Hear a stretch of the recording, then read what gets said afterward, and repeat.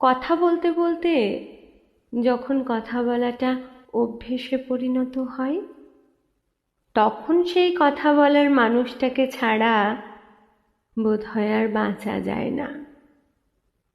ঠিকঠাক ঘুম হয় না, খাওয়া হয় না, এমনকি বাড়ির অন্য সদস্যদের সাথেও কথা বলতে ইচ্ছে করে না।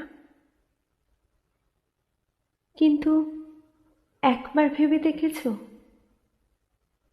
যে মানুষটা কথা বলতে বলতে কথা বলা বন্ধ করেছে, তার অস্থিরতা তার মধ্যেই সীমাবদ্ধ।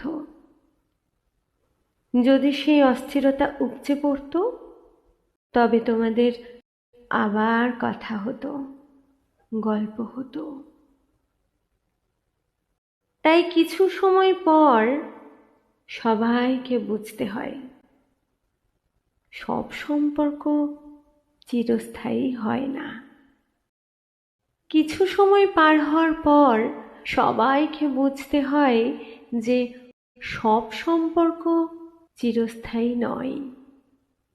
তাই অভ্যেসগুলো মাঝে মাঝে বদলানো দরকার।